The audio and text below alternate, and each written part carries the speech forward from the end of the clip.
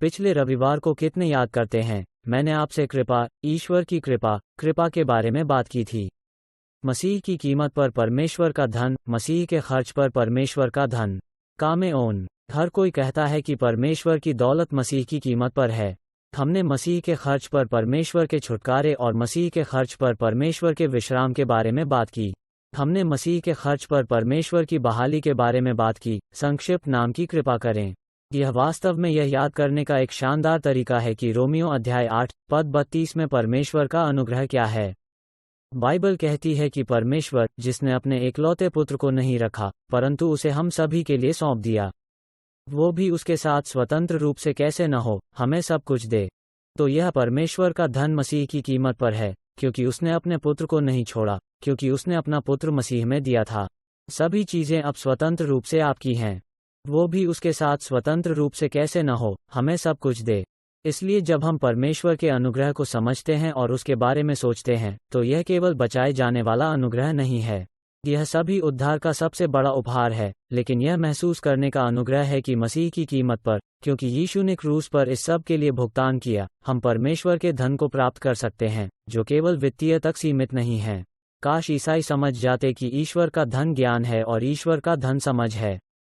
परमेश्वर के धन में नौकरी, व्यवसाय और विचार शामिल हैं। यह सब भी ईश्वर की दौलत का ही एक हिस्सा है, लेकिन यह उससे कहीं अधिक व्यापक है। मसीह की कीमत पर परमेश्वर का धन। स्वर्ग सबसे बड़ा धन है और बचाया जाना सबसे बड़ा धन है। परंतु यदि हम समझ सकते हैं कि अनुग्रह परमेश्वर का धन है, तो उसकी मृत्यु के कारण मसीह की कीमत पर अब हमारे पास पहुंच है।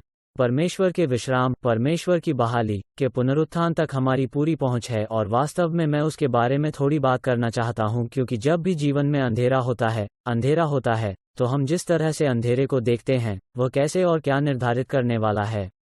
हम अंधेरे के साथ क्या करते हैं और हम अंधेरे के साथ क्या करते हैं, वही तय करेगा कि हमारे जीवन में क्या होता है।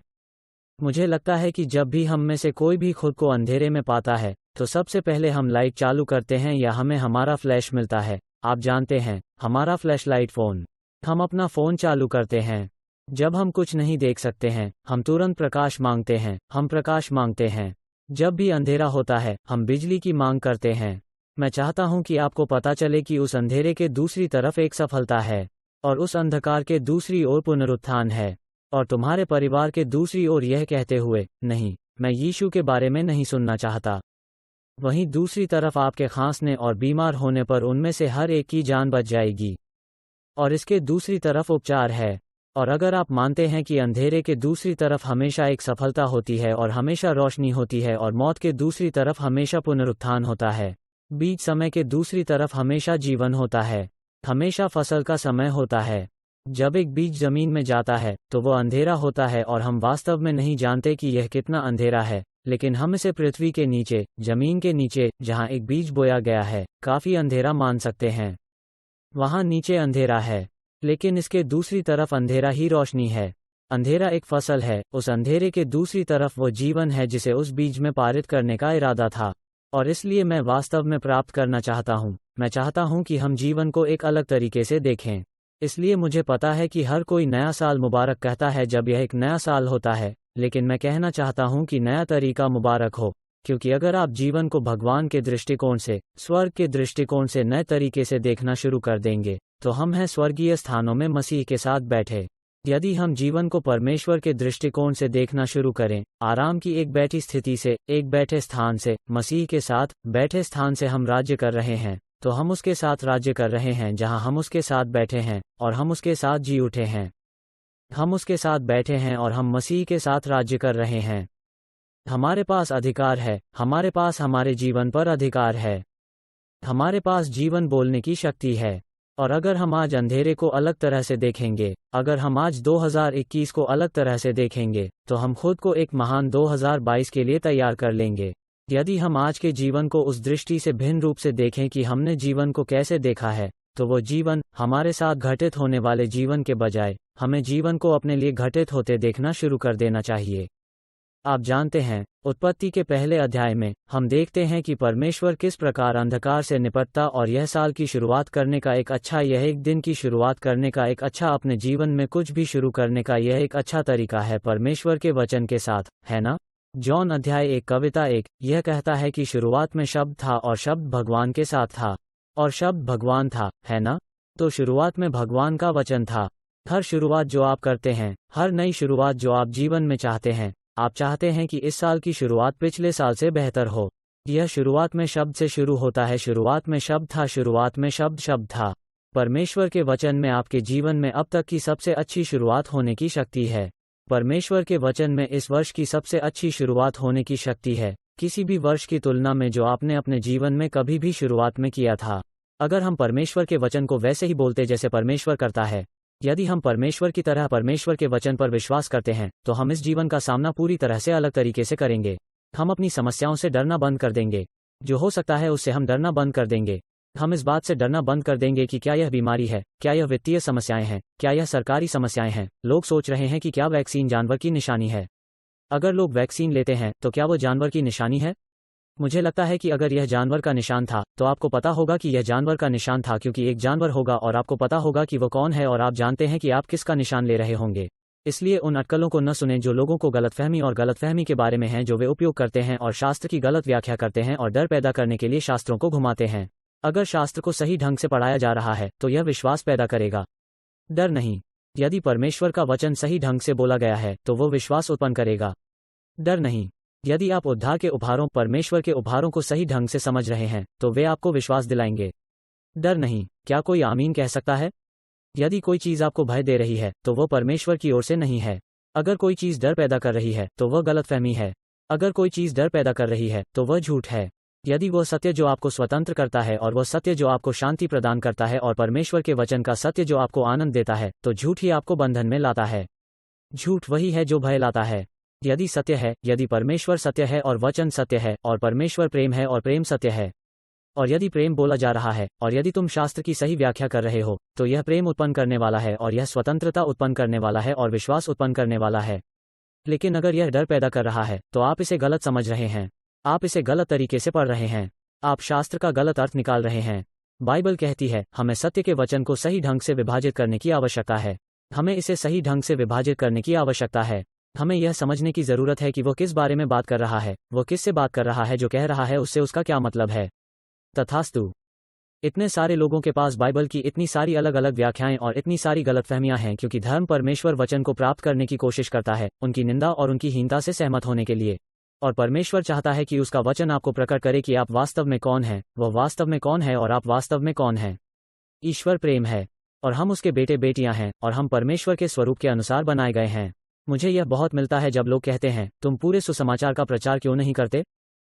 आप केवल सुसमाचार के अच्छे पहलुओं का प्रचार क्यों कर रहे हैं? क्यों? क्योंकि सुसमाचार का अर्थ है एक के लिए खुशखबरी। इसलिए हमारे पास सुसमाचार में कोई बुरी खबर नहीं है। सुसमाचार में कोई बुरी खबर नहीं है। सुसमाचार अच्छी खबर है। हमारे पापों के लिए यीशु के मरने के लिए आने में कोई बुरी खबर नहीं है, केवल अच्छी खबर है। यीशु द्वारा हमारे दंड को क्रूस पर लेने में कोई बुरी खबर नहीं है, ताकि उसके कोड़े खाने से हम चंगे हो जाएं। इसमें कोई बुरी खबर नहीं है, केवल अच्छी खबर है। पूरा सुसमाचार अच्छा है।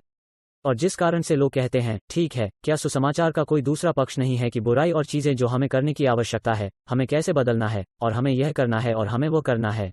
लेकिन देखिए, इनमें से कोई भी चीज आपको नहीं बचाएगी। आप अपने जीवन में जिन चीजों को बदलना चाहते हैं उनमें से कोई भी आपको नहीं बचाएगा। अगर यीशु के लिए 99% और आप पर 1% तक मोक्ष है, तो यह वास्तव में आप पर 100% है। तो यह 99% ऊपर यीशु नहीं है, यह यीशु के ऊपर 100% है। यीशु ने 100% कार्य किया। हम 0% काम करते हैं। हम केवल मुक्ति के उपहार को स्वीकार करते हैं और स्वतंत्र रूप से प्राप्त करते हैं जो वह इतनी स्वतंत्र रूप से प्रदान करता है। और इसलिए स्वतंत्र रूप से चाहते हैं कि हम यीशु पर 99% और हम में 1% का अनुभव न करें, क्योंकि तब वो 1% वास्तव में 100% है। क्योंकि अगर आप अपना 1% नहीं करते हैं और उसके 99% ने आपका कोई भला नहीं किया है, तो वो सुसमाचार नहीं है। सुसमाचार यह है कि यीशु ने यह सब किया। यीशु ने इसका 100% किया। हमारा हिस्सा प्राप्त करना है। यदि आप कॉल करना चाहते हैं कि 1% आप इसे कॉल कर सकते हैं, लेकिन आपको बस इतना करना है कि स्वतंत्र रूप से प्राप्त करें। आपको प्राप्त हुआ है। यीशु ने कहा, जितनों ने उसे ग्रहण किया उसने परमेश्वर की संतान होने का अधिकार दिया।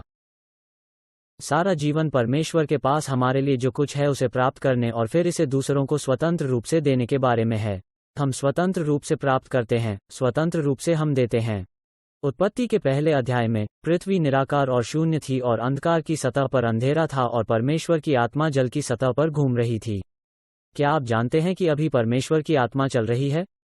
वो आप में घूम रहा है, वो आप पर चल रहा है, वो चारों ओर घूम रहा है। भगवान की आत्मा हर जगह है। ईश्वर सर्वव्यापी है। वो हर समय क्षेत्र में हर जगह हो सकता है। यकायक समय केवल एक माप है जिसके द्वारा भगवान ने हमें मापने की क्षमता दी है, लेकिन भगवान चीजें नहीं करते हैं। हमारी समय सीमा के आधार पर चीजों को नहीं मापता। ईश्वर समय की सीमाओं से बाहर है। क्या कोई आमीन कह सकता है? इसलिए वो अपने समय में हर चीज को सुंदर बनाता है कि वो आपके अतीत को ले सके और वो इसे आपके भविष्य में कुछ सुंदर बना सके। वो आपकी गलतियों को ले सकता है और उन्हें बदल सकता है और उन्हें कुछ अच्छा बना सकता है। वो आपकी कमजोरियों को ले सकता है और उन्हें ताकत बना सकता है। भगवान जो कुछ भी आप उसे देते हैं वो ले सकता है और वो उसे घुमा सकता है और उसे कुछ अच्छा बना सकता है। क्योंकि भगवान की आत्मा हर जगह है। भगवान की आत्मा हर जगह घूम रही है। परमेश्वर की आत्मा आपके जीवन की सभी सतहों पर है। पानी की सतहों के ऊपर, गहराई की सतह पर, पृथ्वी की सतह पर पवित्र आत्मा आपके अंदर रहती है। यदि आप फिर से जन्म लेते हैं, भगवान की संतान और पवित्र आत्मा आप पर और आप पर मंडरा रही है। ऐसे बहुत से लोग थे जो पवित्र आत्मा से भरे हुए थे और पवित्र शास्त्र में परमेश्वर की आत्मा उन पर उतरी थी। पुराने नियम में परमेश्वर की आत्मा उन पर उतरेगी, लेकिन नए नियम में पवित्र आत्मा हमारे अंदर रहने के लिए आता है और वो हम पर आता है। और जहाँ कहीं तुम बोलते हो पवित्र आत्मा गतिमान होने लगता है। भगवान की तलवार पवित्र आत्मा उन शब्दों को लेती है और उन्हें पूरा करती है। यह अकेले भी काम नहीं करता है। बाइबल कहती है कि स्वर्गदूतों ने जब वे परमेश्वर का वचन सुनते हैं तो उन्होंने भजन 107 पद 20 में परमेश्वर के वचन की आवाज को सुना। स्वर्गदूतों ने पूरे शास्त्र में परमेश्वर के वचन को पूरा किया। यहाँ उत्पत्ति के पहले अध्याय में पवित्र आत्मा गहरे स्थान पर मंडरा रही थी और यह पद 2 में कहता है, तब परमेश्वर ने कहा प्रकाश हो, या भगवान ने कहा प्रकाश हो। देखो भगवान ने क्या शुरू किया। भगवान ने अंधेरे से शुरुआत की। पवित्र आत्मा सतह पर घूम रही थी और परमेश्वर ने अंधकार के साथ शुरुआत की। और उसने इसके बारे में क्या किया? वो हल्का बोला, रोशनी थी, और अंधेरे के दूसरी ओर पुनरुत्थान था। अगर हमें यह एहसास होगा कि अंधेरा हमारा दुश्मन नहीं है, अगर हम यह जान लें कि अंधकार से डरने की कोई बात नहीं है, अगर हम यह जान लें कि अंधेरा हमारे लिए एक संकेत है कि प्रकाश है और इस अंधेरे के दूसरी तरफ पुनरुत्थान है और इस अंधेरे के दूसरी तरफ एक सफलता है, अगर हम इस अंधेरे को हमारे लिए अपनी बात करने नहीं देते हैं। कितने लोग जानते हैं कि अंधेरा था, लेकिन भगवान ने अंधेरे को उसके लिए अपनी बात करने नहीं दिया। भगवान ने कहा प्रकाश हो। भगवान ने अंधेरे को कहानी लिखने की इजाजत नहीं दी। भगवान ने कहानी को अपने शब्दों से लिखा है। भगवान ने अपने मुंह से कहानी लिखी। और आप जानते हैं, बाइबल कहती है, मुझे लगता है कि यह भजन संहिता 49 है, कहीं न कहीं हमारे पास एक तैयार लेखक की जुबान है। हमारी जुबान कलम की तरह है। और भगवान कहते हैं कि हमारे पास अपने शब्दों के साथ लिखने के लिए हमारे जीवन में भगवान के वादों को लिखने की क्षमता है। जीवन और जीवन सही प्रकाश में आएंगे और प्रकाश पास होगा। आपके पास उस तरह की शक्ति है जैसा वहाँ है। भजन 45 श्लोक 1, मेरी जीभ वो कहता है कि एक तैयार लेखक की कलम है। मेरा दिल एक अच्छे विषय के साथ उमड़ रहा है, लेकिन एक अच्छे विषय से भरा हुआ आपका दिल अच्छे विषय को तब तक पारित नहीं करेगा जब तक कि आपकी जीभ इसे एक तैयार लेखक की तरह लिखना शुरू न कर दे। नहीं, हम में से कुछ लोगों ने शायद बाइबल में उस पद को देखा भी नहीं है, क्योंकि धर्म हमें यह नहीं सिखाता कि हमारे पास शक्ति है। धर्म हमें बताता है कि हम शक्तिहीन हैं, लेकिन परमेश्वर का सत्य और सुसमाचार धर्म नहीं है। यह भगवान के साथ एक रिश्ता है, और उस रिश्ते में वो हम सभी को गोला बारूद देता है। हमें विश्वास की अच्छी लड़ाई लड़ने की जरूरत है, और उसने हमें एक जीभ दी है जो कलम की तरह तैयार लेखक है, और यह अस्तित्व में उपचार लिख रहा है, यह अस्तित्व में आशीर्वाद लिख रहा है। मैं अपना जीवन बदलने के लिए नए कैलेंडर वर्ष की प्रतीक्षा नहीं कर रहा हूँ। मैं परमेश्वर का वचन बोलने जा रहा हूँ, और मैं अपनी जुबान को तैयार लेखक की कलम की तरह इस्तेमाल करने जा रहा हूँ, और मैं जीवन के वचन लाने जा रहा हूँ, क्योंकि हम परमेश्वर के स्वरूप में बने हैं। और यदि परमेश्वर ने अंधकार का सामना किया तो अंधकार ने उसे न डराया। जब अंधेरे का सामना करना पड़ा तो उसने अंधेरे को अपनी बात करने नहीं दिया। जब अंधेरे का सामना करना पड़ा तो उसने क्या किया? वो हल्का बोला। बीमारी का सामना करते समय हमें उपचार की बात करनी चाहिए। मैं यह नहीं कह रहा हूँ कि हमें कभी करना चाहिए। हाँ, मैं संघर्ष कर रहा हूँ, मैं बीमार हूँ। यह कहना गलत नहीं है कि आप बीमार हैं। यह कहना एक बुरा अंगीकार है कि आप चंगे नहीं हुए हैं। परमेश्वर के वचन को बोलना बंद करना एक बुरी घोषणा है। यही वो बात है जो मैं आपको समझाना चाहता हूँ कि पुनरुत्थान में सफलता की पृथ्वी और ब्रह्मांड में भगवान अंधेरे के बीच में थे। उन्होंने जीवन की बात की और उन्होंने प्रकाश की बात की और यह हुआ। और इस तरह भगवान ने हमें तार दिया। हम अपने शब्दों का उपयोग करने के लिए तार तार हो गए हैं। हम अपने मुंह का उपयोग करने के लिए तार तार हो गए हैं। और हम में से बहुत से लोग इसका गलत तरीके से उपयोग करते हैं। हमने वो सब कुछ कहा है जो हम चाहते हैं कि हम वापस ले सकें, लेकिन वे शब्द चुप गए, है ना? वे शब्द चोट पहुंचाते हैं। उन शब्दों ने नुकसान किया। शब्द शक्तिशाली कैसे हो सकते हैं? शब्द कैसे नुकसान पहुंचा सकते हैं? यदि वे शक्तिशाली नहीं हैं, तो हमें हमारे शब्दों के बारे में कुछ बताना चाहिए। हम में से हर कोई किसी को अपनी बातों से चोट पहुंचा सकता है जो हम कहते हैं। शब्द तलवार की तरह होते हैं, और यही कारण है कि बाइबल कहती है कि परमेश्वर का वचन किसी भी दोधारी तलवार से भी तेज है। और जब हम परमेश्वर के वचन को अपने हथियार के रूप में इस्तेमाल करते हैं, आत्मा की तलवार जो परमेश्वर का वचन है, हम इस दुनिया में जीवन ला रहे हैं। हम इस दुनिया में रोशनी ला रहे हैं। इस दुनिया में शांति ला रहे हैं। जब हम परमेश्वर का वचन बोलते हैं, लड़के, हम बस अपने चारों ओर परमेश्वर की शक्ति को मुक्त और सक्रिय कर रहे हैं। और अगर हर विश्वासी ऐसा कर रहा था, तो क्या आप उस विश्वास और आशावाद की कल्पना कर सकते हैं जो इस दुनिया में मौजूद होगा? हम अपनी ही नकारात्मकता से खुद को कैद कर रहे हैं। हम अपने ही काले शब्दों से खुद को कैद कर रहे हैं। हम अंधेरे को अपनी बात करने देकर खुद को कैद कर रहे हैं। और मैं अंधेरे को अपनी बात करने नहीं दे रहा हूँ। मेरी जुबान तैयार लेखक की कलम है, और मैं विश्वास के शब्द, प्रकाश के शब्द, प्रेम के शब्द, योग्यता के शब्द, विजय के शब्द लिखने जा रहा हूँ। हम सिर हैं और पूंछ नहीं, हम ऊपर हैं और नीचे नहीं। हम अंदर आकर धन्य हैं और हम बाहर जाकर, और हम इस वर्ष का सामना कर सकते हैं, और हम किसी भी वर्ष का सामना कर सकते हैं, और हम किसी भी तूफान का सामना कर सकते हैं, और हम किसी भी स्थिति का सामना कर सकते हैं, यह जानते हुए कि हम एक तैयार लेखक की जीभ से इसे ठीक कर सकते हैं। हम इसे आत्मा की तलवार से काट सकते हैं, जो कि परमेश्वर का वचन है। यूहन्ना 11:4 में यीशु ने कुछ बहुत शक्तिशाली कहा जब उन्होंने उसे बताया कि लाजर बीमार है। और जब यीशु ने यह सुना, तो उसने कहा, यह बीमारी मृत्यु में समाप्त नहीं होने वाली है। यह मौत में खत्म नहीं होने वाला है। और यदि आप शेष यूहन्ना अध्याय 11 को पढ़ते हैं, तो आप महसूस करेंगे, 1 मिनट रुकिए, लाजर मर गया। वो मर जाता है। आप जानते हैं, यह एक प्रकार का है, ऐसा ही यीशु ने भी किया। वो मर गया, लेकिन वो मरे हुओं में से जी उठा। यह बीमारी मौत में खत्म नहीं होगी। तो यह मुझे कुछ बताता है। कोई फर्क नहीं पड़ता कि यह कैसे चल रहा, केवल मायने रखता है कि यह कैसे समाप्त होता है। कोई फर्क नहीं पड़ता कि यह कैसा चल रहा, केवल मायने रखता है कि यह कैसे समाप्त होता है। यह वास्तव में बुरा हो सकता है, लेकिन मृत्यु में समाप्त नहीं होने वाला है। इसमें मौत भी शामिल हो सकती है, लेकिन लाजर के जीवन में कुछ भी हो रहा है, यह खत्म नहीं होने वाला है। यीशु ने कुछ बहुत शक्तिशाली कहा। यह बीमारी मौत में खत्म नहीं होगी, लेकिन इसमें मौत भी शामिल थी, लेकिन यह यहीं खत्म नहीं हुई। लेकिन ऐसा लगता है जैसे उसने झूठ बोला हो। यह बीमारी मौत में खत्म नहीं होने वाली है, लेकिन इसमें मौत भी शामिल है, लेकिन यह यहीं खत्म नहीं हुई। तो आपकी वित्तीय स्थिति में दिवालियेपन शामिल हो सकता है, लेकिन यह वहां समाप्त नहीं होता है। आपकी नौकरी की स्थिति में यह शामिल हो सकता है कि आपको कल ही निकाल दिया गया था, लेकिन यह वहां समाप्त नहीं होता है। इसमें फायरिंग शामिल हो सकती है। इसमें आपको छोड़ना शामिल हो सकता है। इसमें पैसा खत्म होना शामिल हो सकता है, लेकिन यह पैसे खत्म होने के साथ खत्म नहीं होता है। यह पैसे खत्म होने के साथ समाप्त होता है। यह डॉक्टर के निदान के साथ समाप्त नहीं होता है। यह आपके स्वास्थ्य और आपके उपचार के साथ समाप्त होता है, या यह आपके साथ स्वर्ग में समाप्त होता है। यह जिस तरह से दिखता है, वो समाप्त नहीं, इसलिए कोई फर्क नहीं पड़ता कि यह कैसा चल, क्या मायने रखता है कि यह कैसे समाप्त होता है। तथास्तु। लड़का, अगर हम उस पर पकड़ बना सकते हैं, तो वो परिप्रेक्ष्य है, वो परिप्रेक्ष्य है। मैं साल में एक बार इस दृष्टांत का उपयोग करता हूँ, अब साल का पहला भी हो सकता है। मैं अपने हाथों में पकड़ रहा हूँ, जिसे हर कोई लकड़ी के टुकड़े के रूप में पहचानता है, जिसे 2/4 कहा जाता है, जिसे 2 इंच चौड़ा या 2 इंच मोटा और 4 इंच चौड़ा माना जाता है। यह सटीक नहीं है, लेकिन इसीलिए इसे 2/4 कहा जाता है। खैर, मेरी बात सीधी है कि हमें आध्यात्मिक 2-4 से अपने सिर पर वार करने की जरूरत है। और इससे मेरा तात्पर्य यह है कि हमें दोनों को लेकर इसे 4 में बदलने की जरूरत है। और इससे मेरा मतलब यह है कि जीवन आपके साथ नहीं हो रहा है, जीवन आपके लिए हो रहा है। अब, यदि आप इन दोनों के स्थान पर केवल 4 का प्रयोग करते हैं, और इसीलिए हमें अपने दिमाग में आने की आवश्यकता है, तो हमें इसकी आवश्यकता है।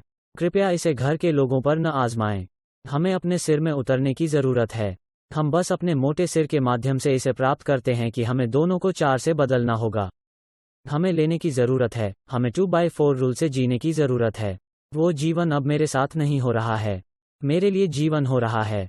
जब यूसुफ को उसके भाइयों ने गड्ढे में फेंक दिया, जब वो महल में समाप्त हुआ और उसके भाइयों ने सोचा कि वो उनसे बदला लेने जा रहा है, उसने कहा, तुम लोगों का मतलब बुराई के लिए था, लेकिन भगवान का मतलब अच्छाई के लिए था। हो सकता है कि आपने मेरे साथ बुराई की हो, लेकिन भगवान का मतलब मेरे लिए था, क्योंकि जो हुआ वो यह है कि आप जानते हैं, कहानी है कि यूसुफ फिरौन के बाद पूरी दुनिया की कमान में दूसरे स्थान पर है, और वो फिरौन को अपने सपने बताता है, और वो फिरौन को बताता है कि दुनिया को कैसे बचाया जाए, और वह सारी दुनिया को बचाने के लिए समाप्त होता है, जो उसके साथ शुरू करके उसके भाइयों द्वारा गड्ढे में फेंक दिया जाता है। जब वे उसके सपनों से ईर्ष्या करने लगे, तो इससे कोई फर्क नहीं पड़ता कि वो कैसा चल रहा था। यह केवल मायने रखता है कि यह कैसे समाप्त होता है, और यह कैसे समाप्त होता है। यह यूसुफ के साथ दुनिया के शीर्ष पर समाप्त हुआ, दूसरों पर शासन करने के लिए नहीं, बल्कि दूसरों की सेवा करने और दुनिया को बचाने में उनकी मदद करने के लिए, जो कि उसने ठीक यही किया था। और अगर हम अपने 2 को 4 में बदल दें, तो जीवन मेरे साथ नहीं हो रहा है, मेरे लिए जीवन हो रहा है। यदि हम जीवन को दूसरे कुरिन्थियों के अध्याय 4 पद 17 में इस तरह देखें, तो वो वास्तव में हमें वही बताता है जो वो हमारे प्रकाश के क्लेश के लिए कहता है। नया अमेरिकी मानक अनुवाद हमारे क्षणिक प्रकाश कष्ट के लिए कहता है। अब क्या किसी ने कभी किसी कष्ट का अनुभव किया है? रोग एक दुख है, आर्थिक समस्या कष्टदायक है, भावनात्मक समस्याएं एक पीड़ा है, रिश्ते की समस्या होना एक कष्ट है। ओह, हम सभी को कष्ट हुआ है। हम सभी जानते हैं कि दुख का अनुभव करना कैसा होता है। कुछ ऐसा जो हमें प्रभावित करता है, कुछ नकारात्मक जो हमें प्रभावित करता है। परंतु ध्यान दें कि पौलुस इसे क्या कहता है। वो इसे क्षणिक कहता है और वो इसे प्रकाश कहता है। यार, जब हो रहा है तो निश्चित रूप से क्षणिक नहीं लगता। ऐसा लगता है कि यह हमेशा के लिए चलेगा, है ना? और जब हो रहा होता है तो हल्का नहीं लगता, यह वाकई भारी लगता है। लेकिन पौल इसे परिप्रेक्ष्य में रखता है, जो कि 2-4 सोच के बारे में है। यह क्षणिक प्रकाश क्लेश के लिए हमारे दृष्टिकोण में बदलाव के बारे में है। यह अनंत काल की तुलना में केवल क्षणिक है, और यह कितने समय तक चल सकता है और यह आपको कितना प्रभावित कर सकता है, इसकी तुलना में यह बहुत हल्का है। यह आपके जीवन को नियंत्रित नहीं कर सकता। उन्होंने कहा कि क्षणिक प्रकाश दुख क्या पैदा कर रहा है। क्षणिक प्रकाश क्लेश के लिए श्लोक क्या कहता है, हमारे लिए क्या पैदा कर रहा है, हमारे लिए क्या है। उन शब्दों को न छोड़ें, क्योंकि क्षणिक प्रकाश दुख हमारे लिए पैदा कर रहा है। हमारे लिए क्षणिक प्रकाश क्लेश आपके लिए कुछ पैदा कर रहा है। दूसरे शब्दों में, हम उस क्षणिक प्रकाश दुख को नियोजित करते हैं। हम नहीं करते, यह हमें नियंत्रित नहीं करता है, यह हम पर शासन नहीं करता है, यह हमारी सेवा कर रहा है। यह अंत में हमारे लिए कुछ करने जा रहा है, क्योंकि एक क्षणिक हल्का कष्ट हमारे लिए महिमा का एक शाश्वत भार पैदा कर रहा है, जो सभी तुलनाओं से कहीं अधिक है। बहुत खूब। यह वहीं पर एक अद्भुत श्लोक है, विशेष रूप से कि इस प्रकाश क्षणिक पीड़ा के परिणामस्वरूप जो होने जा रहा है, वो महिमा का एक शाश्वत भार पैदा कर रहा है, जो हमारे लिए सभी तुलनाओं से परे है। यह हमारे लिए उत्पादन कर रहा है, जबकि मेरे पास नए अमेरिकी मानकों में कई अनुवादों में हमारे लिए नए राजा जेम्स संस्करण में उत्पादन कर रहा है। यह हमारे लिए अंग्रेजी मानक संस्करण में काम कर रहा है। यह हमारे लिए तैयारी कर रहा है, और यह हमारे लिए प्राप्त करने वाले NIV अनुवाद में है। अब मैं चाहता हूं कि आप उन शब्दों के बारे में एक पल के लिए सोचें कि हम जिस प्रकाश और क्षणिक परेशानी का अनुभव कर रहे हैं, हम 2021 का अनुभव कर रहे हैं, जिसका हमने अनुभव किया।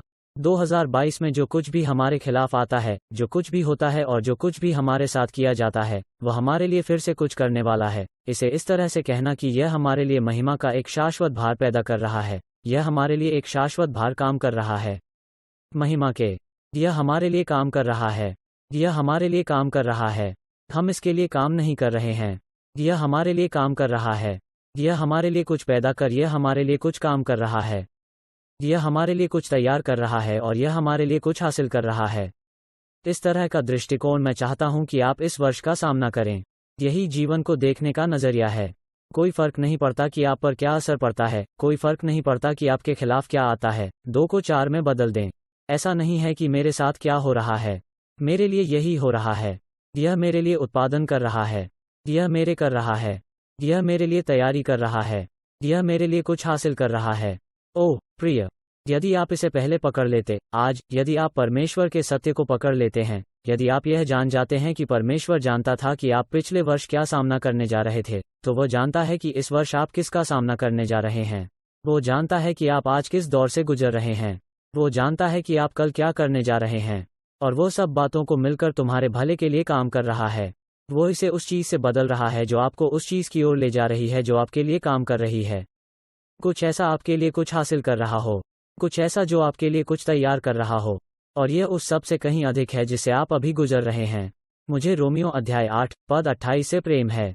जब वो सब बातें, अच्छी बातें, सब बातें, बुरी बातें, सब बातें गलत कहता है। सभी चीज़ें, मैंने गलत फैसले लिए, मैंने सभी चीज़ें बनाई। यह कुछ ऐसा करते रहने का बहाना नहीं है जिसे आप जानते हैं कि गलत है या किसी को चोट पहुंचा रहा है, लेकिन यह दया की समझ है। यह अपने आप को अनुग्रह दे रहा है। यह अन्य लोगों को दया और अनुग्रह दे रहा है। हाँ, तुम ठीक हो। मुझे पता है कि तुमने मेरे साथ कुछ ऐसा किया जिससे मुझे दुख हुआ, लेकिन आप जानते हैं क्या? किसी तरह यह मेरे लिए काम कर रहा है। वो मेरे लिए कुछ हासिल कर रहा है। यह मेरे लिए कुछ तैयार कर रहा है। यह मेरे लिए कुछ पैदा कर रहा है। यार, यह हमें सारी कड़वाहटों से छुटकारा दिलाएगा। किसी पर हमारे कटु होने का एकमात्र कारण यह नहीं है कि वे क्या करते हैं। यह वही है जो हमें लगता है कि उनके पास था। हमें लगता है कि उन्होंने जो किया वो हमारे जीवन में कुछ बुरा करने की ताकत रखता है, जब सच्चाई यह है कि उन्होंने जो किया वो सिर्फ आपको सशक्त बनाता है।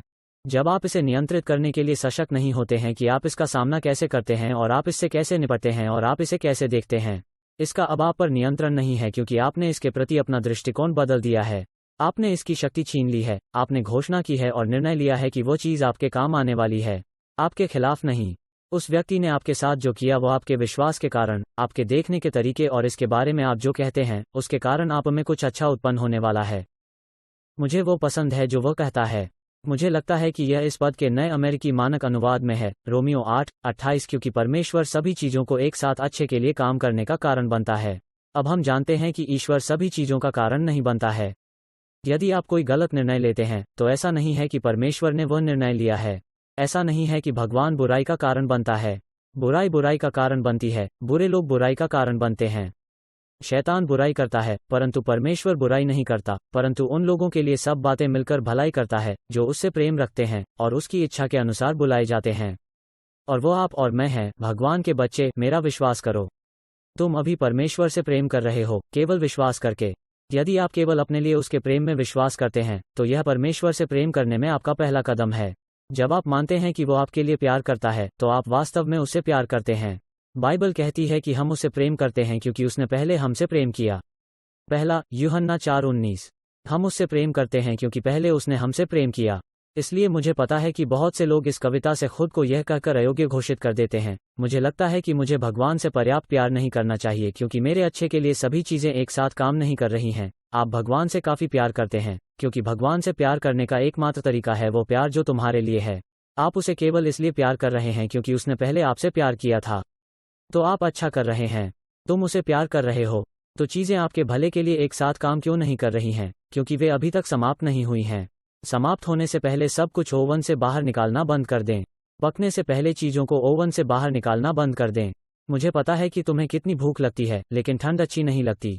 मुझे पता है कि तुम कितने भूखे हो, लेकिन खत्म नहीं होता है तो इसका स्वाद अच्छा नहीं। मुझे पता है कि तुम कितने भूखे हो, लेकिन ऐसा नहीं है।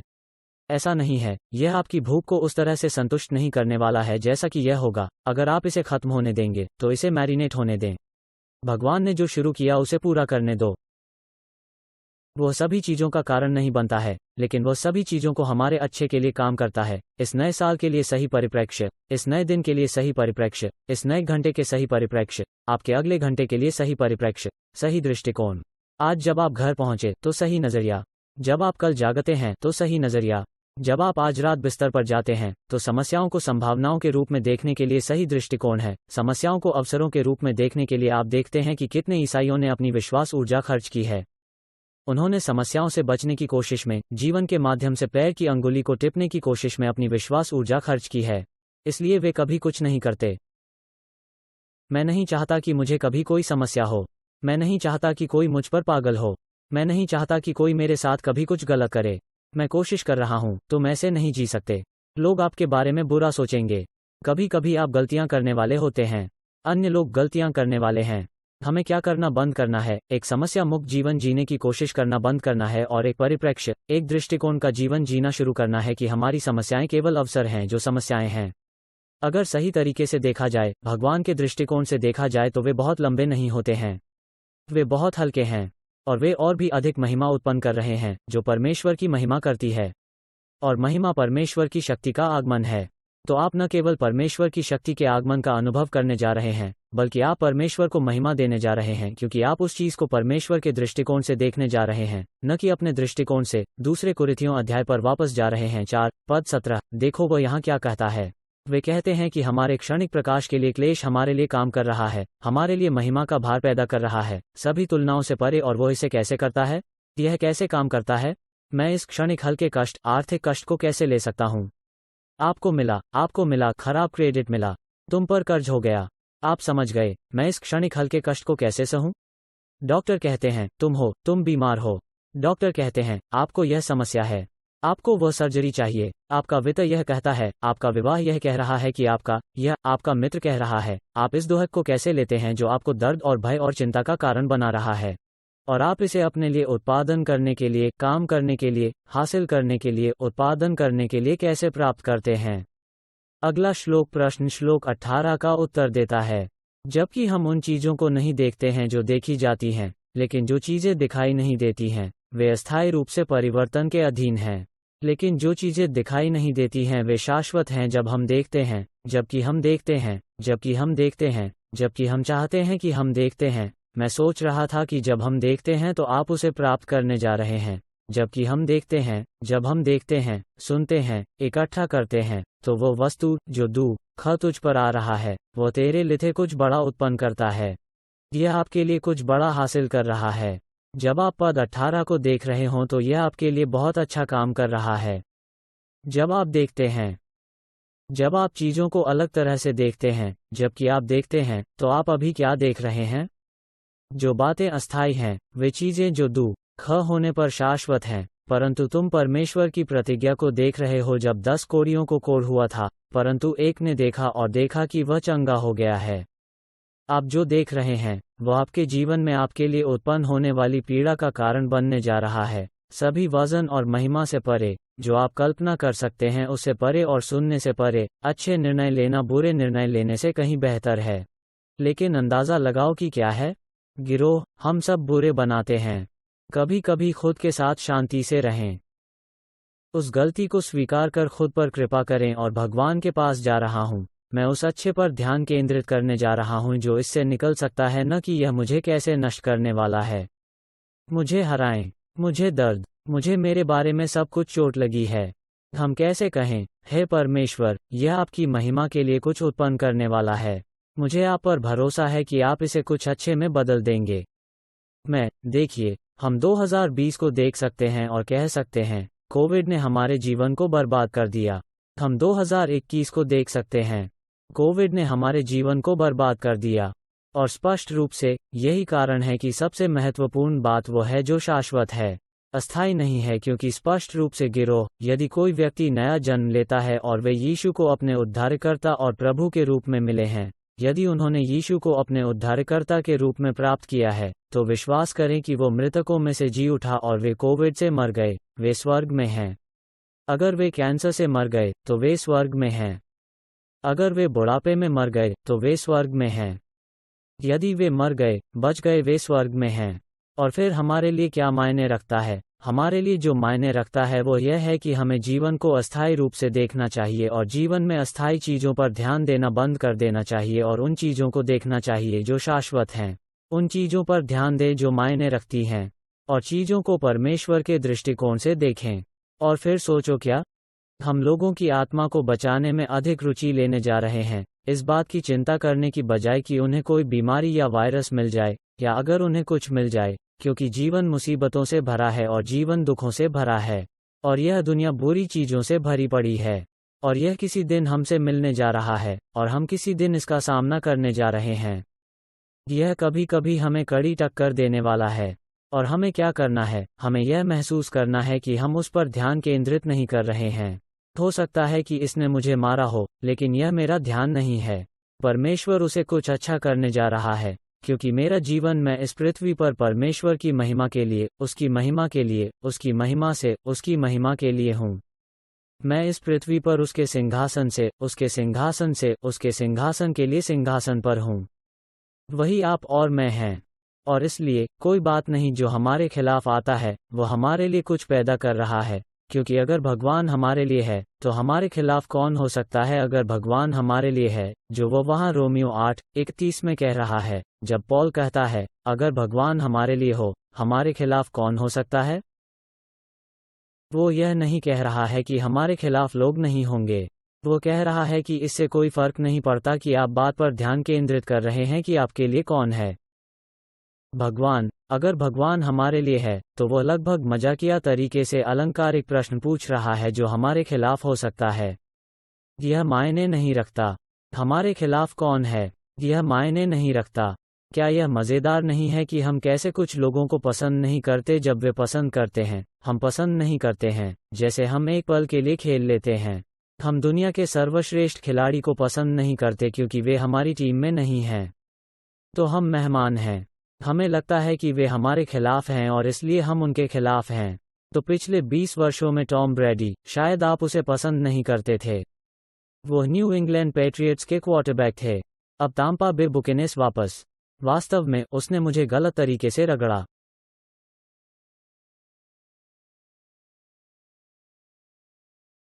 लेकिन अगर शिकागो बियर ने उसका मसौदा तैयार किया होता, अगर वे उसका आधा मसौदा तैयार करते तो हमें बहुत खुशी होती। हमारे पास क्यों होगा, हम क्यों खुश होंगे? क्योंकि हमारे लिए सबसे अच्छा लड़का है, हमारे लिए सबसे अच्छा खिलाड़ी है। हम माइकल जॉर्डन से प्यार करते हैं क्योंकि वो हमारे लिए था। हर कोई उससे नफरत करता था, लेकिन वो हमारे लिए था। और अगर वो हमारे लिए था तो इससे कोई फर्क नहीं पड़ता कि कौन हमारे खिलाफ था।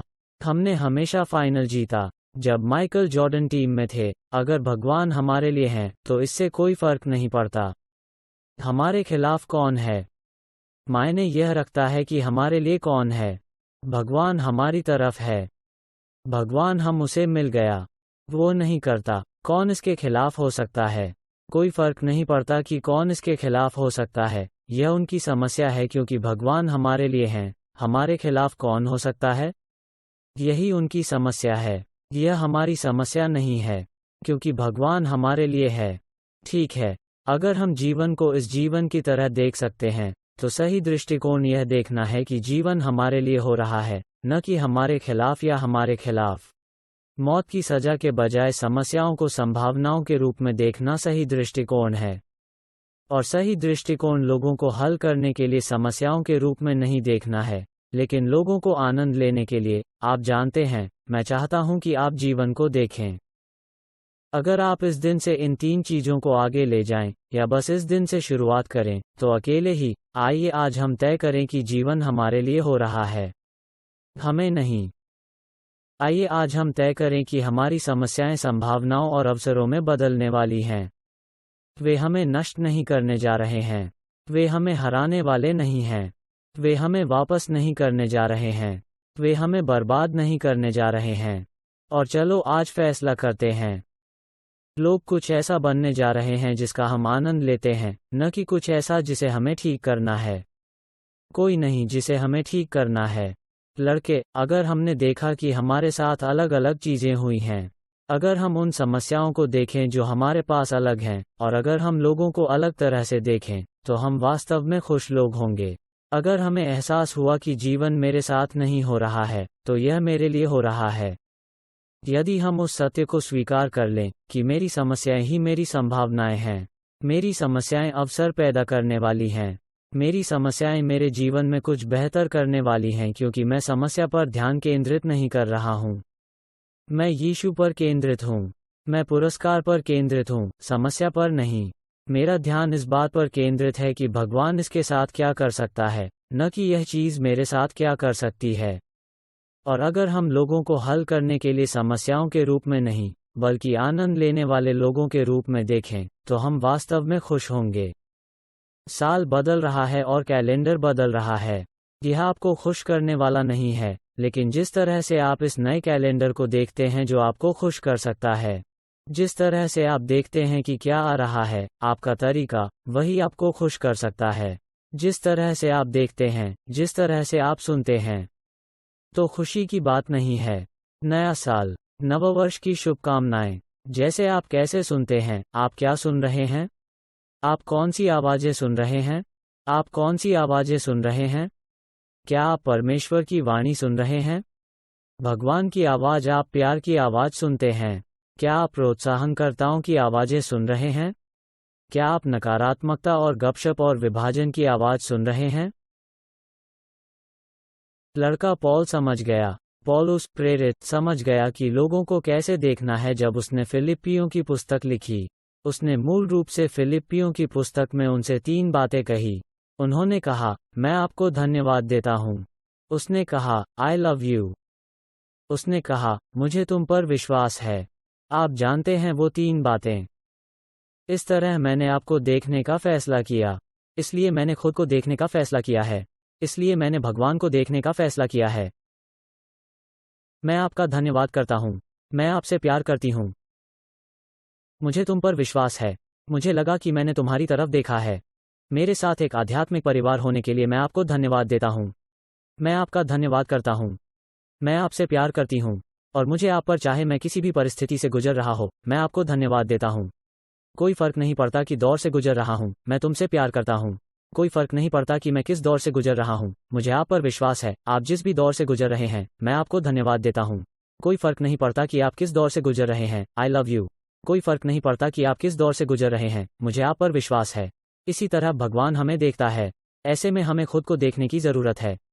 इसी तरह हमें अन्य परिप्रेक्ष्य बदलावों को देखने की ज़रूरत है। जब आप अपने जीवन में लोगों को ठीक करने की कोशिश करने के बजाय अपने जीवन में लोगों को धन्यवाद देना शुरू करते हैं, आपका सुख भागफल बहता है। जब आप लोगों को देखते हैं तो किसी को धन्यवाद देना चाहिए। किसी पर विश्वास करने के लिए, किसी को प्यार करने के लिए, किसी को जो खतरा है, कोई जो आपको दुखी कर रहा है, जो आपको परेशान कर रहा है। नहीं, वे इसका कारण नहीं है। जीवन आपके लिए हो रहा है, आपके लिए नहीं। उसमें से कुछ अच्छा आ रहा है। समस्याओं को देखने के लिए अपने विश्वास का प्रयोग करें। समस्याओं से बचने के बजाय संभावनाएं बने। आपके पूरे जीवन में सभी प्रकाश जिन पर आप असफल होंगे, क्योंकि ऐसी समस्याएं होंगी जिन्हें आप रोक नहीं सकते हैं, लेकिन आप उन्हें अलग तरह से देख सकते हैं और आप उनमें संभावना देख सकते हैं। और तुम उन्हें परमेश्वर की दृष्टि से देख सकते हो कि शत्रु तुम्हें हराने के लिए क्या भेजता है। भगवान झुकता है आपको पूरा करने के लिए। मुझे लगता है कि मैं यह कहते हुए कभी नहीं थकूंगा। मुझे आशा है कि आप इसे सुनकर कभी नहीं थकेंगे, क्योंकि वास्तव में विश्वास इसी तरह काम करता है। आप महसूस करते हैं कि आपके शब्दों में आपके सामने आने वाली किसी भी समस्या को भेदने की शक्ति है। वैसे भी समस्या का अब आप पर अधिकार नहीं है, क्योंकि आप जानते हैं आपके पास इस पर शक्ति है। चलो आज साथ खड़े हैं। मुझे आशा है कि आपके इन मंत्रियों और आशा ने आपके आने और एक साथ पूजा करने और शहर में हमारे साथ जुड़ने, दुनिया भर में हमारे साथ जुड़ने के लायक बना दिया है। यदि आपने कभी यीशु मसीह को उद्धारकर्ता के रूप में ग्रहण नहीं किया है और प्रभु मेरे साथ जोर से यह प्रार्थना करते हैं, तो हर कोई इसे जोर से प्रार्थना करता है। और मुझे पता है कि लोग पहली बार ऑनलाइन प्रार्थना कर रहे हैं। हो सकता है कि आप यहाँ पहली बार प्रार्थना कर रहे हों, लेकिन सभी मिलकर यह प्रार्थना करें जोर से। स्वर्गीय पिता, मैं अपने जीवन में यीशु को अपने उद्धारकर्ता और प्रभु के रूप में आमंत्रित करता हूँ। मुझे विश्वास है कि यीशु मेरे पापों के लिए मरा और मरे हुओं में से जी उठा। इस क्षण से आगे मैं परमेश्वर का एक बच्चा हूँ। यदि आपने यीशु मसीह को उद्धारकर्ता और प्रभु के रूप में प्राप्त करने के लिए प्रार्थना की, तो क्या आप आज वेदी पर आएंगे और किसी को बताएंगे? क्या आप हमारे किसी बूथ पर किसी को रोकेंगे और उन्हें बताएंगे? और हमारे पास आपके लिए एक किताब है। भगवान के साथ आपकी यात्रा के अगले चरण बिल्कुल मुफ्त हैं। आप इसे दुनिया में कहीं भी डाउनलोड कर सकते हैं। आप में से जो लोग ऑनलाइन देख रहे हैं, उनके लिए एक नए जीवन की शक्ति आपको मेरा उपहार है। यह भगवान के साथ इस यात्रा में अगला कदम है। अगर आपको किसी और चीज़ के लिए प्रार्थना की ज़रूरत है जिसे हमने कवर नहीं किया है, तो भविष्यवाणी करने के बाद बदलाव पर आएं।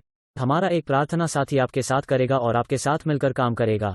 अन्यथा आपको बर्खास्त कर दिया जाता है। बर्फ में बाहर आने के लिए धन्यवाद। कठिन मौसम में बाहर आने के लिए धन्यवाद।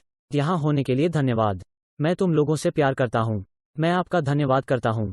मुझे विश्वास है कि आप अगली बार देखेंगे। भगवान भला करे।